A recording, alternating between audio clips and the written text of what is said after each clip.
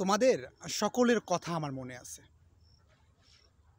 শৈশবের কথা, কিশোরকালের কথা, এখন চলছে যৌবনকাল। এই যৌবনকালের কথাও কিন্তু প্রতিনিয়ত তোমাকে দেখে বা তোমাদের সাথে চলে এখন কিন্তু ফিল করতে পারি। কি কি বোঝাও তুমি? পণ্ডিত, জ্ঞানী, সাধু নাকি মনুষ্যী? কোনটা তুমি? তুমি কিন্তু একটাও না।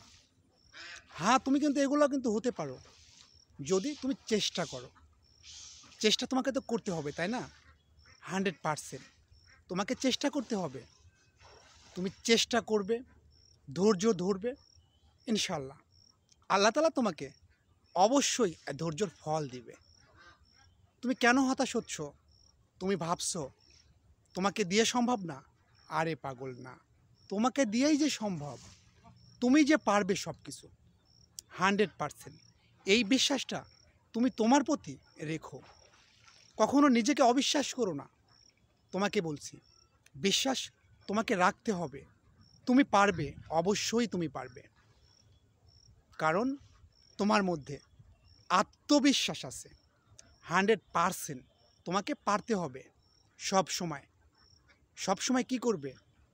মহান রব্বুল আলামিনের কাছে দু হাত তুলে চাইবে।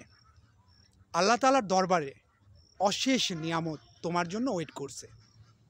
তোমার শুধু খাস দিলে মহান রব্বুল আলামিনের কাছ থেকে চাইতে হবে।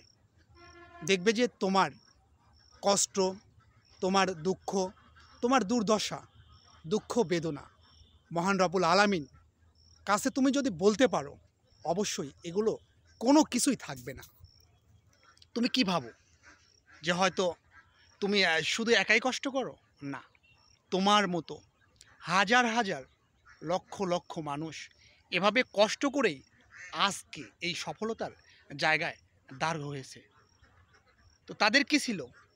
অগাধ বিশ্বাস, ধৈর্য। তুমি পারবে, 100% তুমি পারবে। বিশ্বাস রেখো তোমার প্রতি। বিশ্বাস বিশ্বাস এই যে অনেক বড় একটা শব্দ। একটা কথা বলি, সবুর করলে সবুরের গাছে মেওয়া ফলে। কথাটা কিন্তু 100% সত্য। হাল ছেড়ো না, কখনো তুমি হাল ছেড়ো না। তোমাকে যে পারতে হবে, এই বিশ্বাসটা তুমি তোমার প্রতি রেখো। অবশ্যই এই যুদ্ধে তোমাকে জয়ী হতে হবে। কারণ এই যুদ্ধে তোমাকে জয়ী করার জন্য তোমার আল্লাহ সব সময় তোমার পাশে আছেন।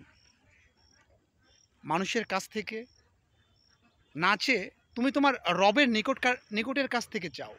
রবের নিকটে তুমি 2 রাকাত নামাজ পড়ে আল্লাহ তাআলার কাছে চাও, হে মালিক, আমার এইটা নাই, আমার সেইটা নাই। তুমি অবশ্যই চাইবে, অবশ্যই আল্লাহ তাআলা তোমার ডাক শুনবে।